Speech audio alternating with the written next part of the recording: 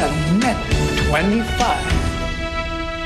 When you heard what happened to your son, ano po ba naging reaction niyo?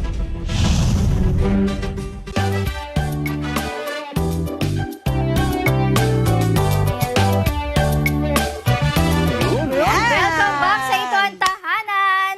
At nang healthy tayo ngayon, ano? Siyempre. Hindi kasi nga Kuya Manny, sa panahon ngayon, dapat lagi tayong nag-iingat kasi nga uso ang sakit ngayon. Lalo na Yun nga. uulan, tapos sa araw. Paiba-iba Diba? ng Ang mahal pa klima. ng bilihin. Naku. Oo. Dapat mamimili tayo ng kakainin natin.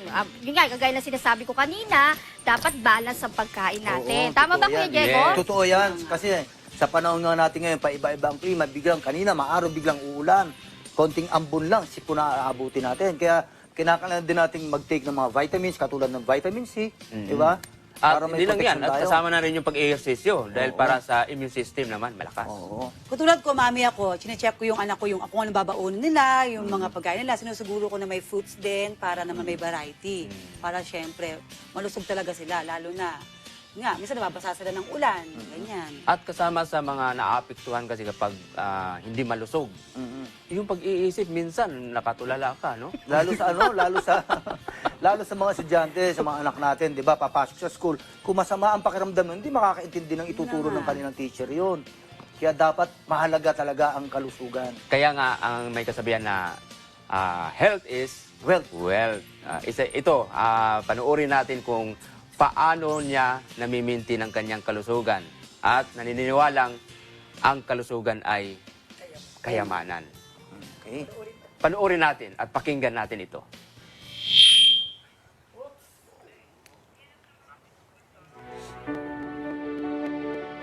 Masiglang umaga po sa inyong lahat. Ako po si Ronnie Herman, a.k.a. Manny Pacquiao. Likas na sa isang tao ang dumanas ng mga pagsubok sa buhay. Sa mga may matinding karanasan nito, ay kalusugan ang pangkaraniwang unang naapektuhan. Sa umagang ito, malalaman natin kung paano napagtatagumpayan ni Melody Santiago ng Binangonan Rizal ang mga matitinding pagsubok na dumating sa kanyang buhay. Nung nakarang pandemya talaga kasi bawal mag-operate ang salon, medyo nahirapan din ng konti.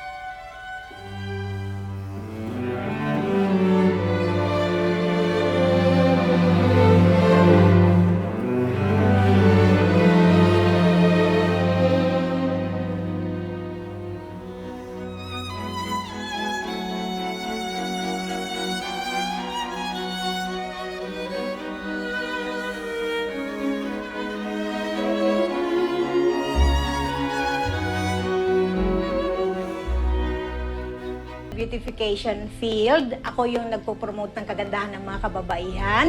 Kaya ang ginagawa ko rin sa sarili ko, ginagawa ko yun siya para at least maniwala kayo sa akin na nagpo-promote ako. Paano kayo maging sa sarili ko through exercise at saka self-discipline. Kasi minsan napapagod din tayo, no? Kailangan talaga natin na magkain tayo ng maayos at saka bago tayo mag-work, kailangan meron naman ng tiyan. Huwag natin pababayaan kasi lagi kong sinasabi, bago tayo magtrabaho, kailangan natin munang kumain at may lakas tayo para sa hamon at pakikibakas sa pagtatrabaho. Trabaho sa bahay. Kasi yung salon ko nandito kasi medyo convert lang siya sa bahay. Pag time na oras ng lutuan, nandun ako sa taas. Pag oras naman ng salon time, nandito ako sa baba. Yun, kaya napagsasabay ko siya lahat-lahat. Timetable lang lagi ang sinasabi. Disiplina din sa sarili kung paano mo gagawin lahat yung iyong mga trabaho. Umakit kami sa Marian Hill, everyday yon, pero sometimes naman may absent ng konti kapag umuulan or may mga gawain ako. Everyday yon, 30 or 1 hour in a day yung trabaho namin. Kasama ko mga faces group ko at saka mga other groups also, the Rangers na mga taga-Cainta Rizal, yung tatlo sila, mga beautiful ladies. Ayan na. So, at saka yung other people also na nag-walk sa taas na aking mga kaibigan din na nakikilala ko lang sa paglalakad, sa aking kangitian. Until now, nakabuo kami ng marami kami nagkakasama sa pang-araw-araw na pag-ehersisyo. Importante ang kalusugan natin kasi ito yung nagbibigay sa atin ng lakas for the work also. Ito yung nagbibigay ng energy para sa atin. Kaya kailangan mahalin natin ang ating kalusugan at huwag tayo magpaka-stress. Kailangan natin yun para maprolong ang ating buhay for our family also. Kasi kung mahina tayo, yung kalusugan natin, pinapabayaan natin, paano tayo mag-work for the family. Kaya kailangan, healthy eating lang tayo at saka exercise day. Yun ang gagawin. Thanks too much. Ito ang tahanan! Madalas natin naririnig na ang kalusugan ay kayamanan.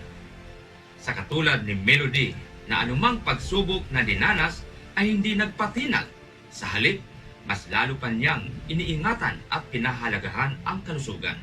At ibinahagi pa ito sa kapwa.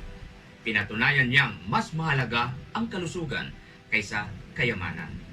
Kaya, Melody, isa kang kahanga-hanga at saludo kami sa iyo. Para sa bida ng tahanan, ako si Ronnie Herman aka Manny Pacquiao. Dito lang sa Ito ang Tahanan!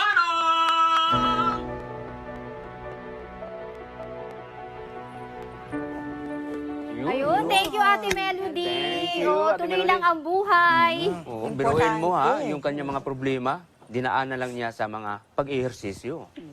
Paglalakad ng malalayo, Kuya Ronnie. Kaysa ma-stress ka, naku, lalo ka magkakasakit. Kaya labanan mo. Ang gagawin mo na lang, mag-ehersisyo tapos kasama yung mga kaibigan mo.